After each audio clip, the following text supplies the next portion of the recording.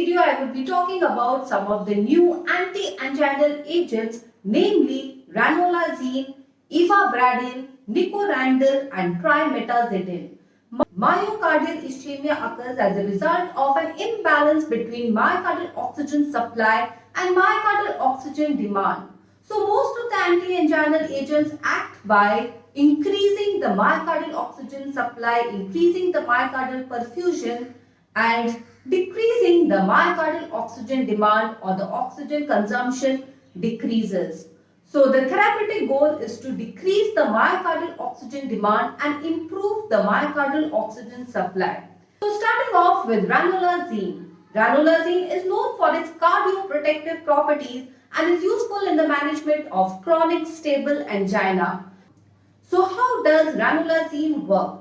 In a normal myocardial cell, as we can see here, the sodium channels allow the entry of sodium ions, which increases the sodium concentration inside the cell, and the sodium-calcium exchange transporter exchanges calcium for sodium, allowing the calcium to move out in exchange for sodium. So calcium moves out, and this is facilitated by the sodium-calcium exchange pump. In ischemia, there is overexpression or upregulation of the late sodium channels, and because of hypoxia and overexpression of late sodium channels, there is increased entry of sodium current inside the cell, and excessive and prolonged inward sodium current causes accumulation of sodium ions. So there is excessive accumulation of sodium ions, and this causes alteration in the functioning of the sodium-calcium exchange pump. So the functioning of the sodium-calcium exchange pump gets disturbed. It acts in a reverse mode, which allows the excessive sodium ion to move out in exchange for calcium. So excessive calcium ions enter into the cells.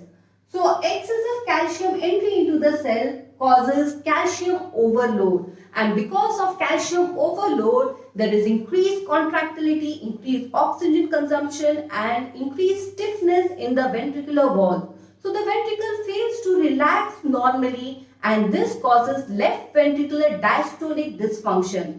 Diastole refers to relaxation, so failure of relaxation causes diastolic dysfunction. Also, because of increased stiffness in the ventricular wall because of calcium overload, there is compression of the small blood vessels that supply the subendocardial regions of the heart, and this impairs the blood supply or blood flow to the subendocardial regions of the heart. So this further aggravates or worsens ischemia. Thus, ischemia causes prolonged and excessive sodium current, which increases the calcium overload, and this increases the ventricular stiffness and left ventricular diastolic dysfunction, and also impairs or interrupts the blood flow to the heart. So ranolazine acts by inhibiting the late sodium channels, decreasing the sodium current, reducing the entry of sodium into the cell, decreasing the concentration of sodium inside the cell. Because the concentration of sodium inside the cell decreases, the exchange pump resumes its function, and sodium enters inside and calcium moves out. So the normal sodium-calcium homeostasis is maintained with ranolazine, and this restores the normal functioning of the left ventricle. The diastolic dysfunction decreases. There is improvement in relaxation, improvement in filling, less oxygen consumption, and the workload decreases on the heart.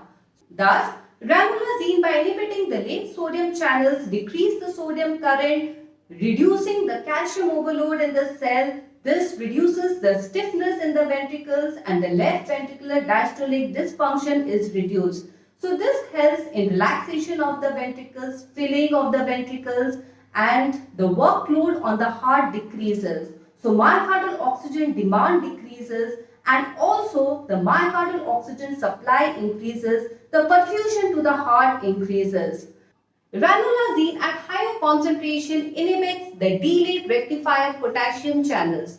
As we can see in the figure, because of inhibition of the late potassium channels, the action potential duration is increased.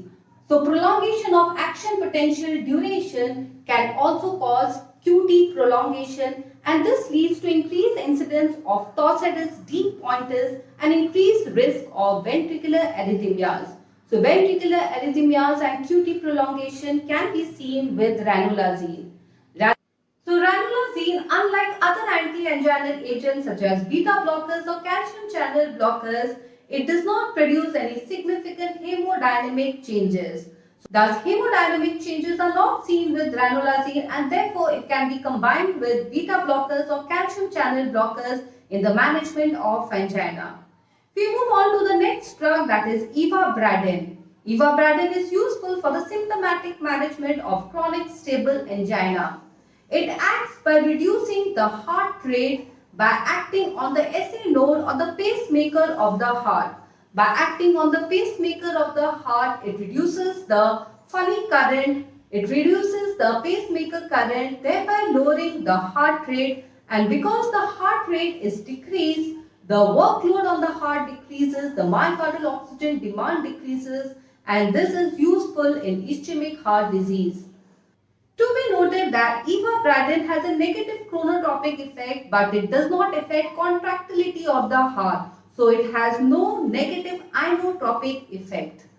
Now, because it affects the contractility of the heart, it reduces the heart rate. Caution needs to be exercised when combined with beta blockers and calcium channel blockers, because both beta blockers and calcium channel blockers are known to reduce the heart rate. So combining with these drugs can increase the chances of bradycardia and AV block. So AV block or atrioventricular block and bradycardia can occur with combination of beta blockers and ivabradine.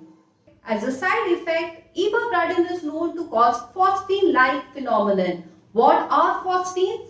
Phosphines are transient bright spots in the visual field, and this is due to its effects on the retina. So the next drug is nicorandil. Nicorandil is approved as a first-line agent for the management of chronic stable angina. So how does nicorandil act? Nicorandil has a dual mechanism of action. Firstly, it has a nitrate-like. Like nitrates, it stimulates the guanylate cyclase enzyme, increasing the cyclic GMP concentration. Because of increase in cyclic GMP concentration in the vascular smooth muscles, there is relaxation of the blood vessels. So relaxation of veins causes venodilatation and decrease in venous return, decrease in preload, which decreases the end diastolic volume, and decrease end diastolic volume decreases the workload on the heart, and the myocardial oxygen demand decreases.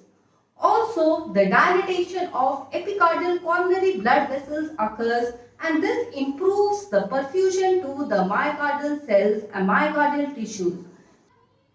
So through nitrate-like action, it improves the blood supply to the myocardium and decreases the myocardial oxygen demand, and this helps in the improvement of ischemic pain. The second mechanism is through activation of potassium channels. So there is opening of the potassium channels, which increases the potassium conductance, and efflux of potassium ions causes hyperpolarization and relaxation of the blood vessels. So relaxation of blood vessels improves the myocardial oxygen supply, improves the myocardial blood flow, and also dilatation of the peripheral blood vessels decreases the peripheral vascular resistance, and this decreases the afterload on the heart, thereby decreasing the myocardial oxygen demand on the heart. The workload on the heart decreases. So by causing activation of potassium channels, they decrease the myocardial oxygen demand and also increase the myocardial oxygen supply. In this way, nicorandil helps in decreasing the myocardial oxygen demand and improving the myocardial oxygen supply by improving the myocardial perfusion to the heart, and is helpful in ischemic pain. In terms of side effect, headache is very common, and this is due to dilatation of cerebral blood vessels. Hypotension can also occur. This is because of dilatation of blood vessels and decrease in peripheral vascular resistance. In addition, nicorandil is known to cause GI side effects, and ulcerations in the skin, mucosa and GI tract. Nicorandil, unlike nitrates, does not cause drug tolerance on long-term use. Thus, it can be used for a long-term period, unlike nitrates, which is known to cause tolerance when used for a long period. So, tolerance is the biggest drawback of nitrates, and therefore nitrates are used intermittently. Till now, the anti-anginal agents that we have learned act by reducing the myocardial oxygen demand or increase the myocardial oxygen supply. Normally, the heart utilizes free fatty acids, and through the process of beta oxidation, acetyl coenzyme A is formed which generates ATP, which is utilized for performance of work.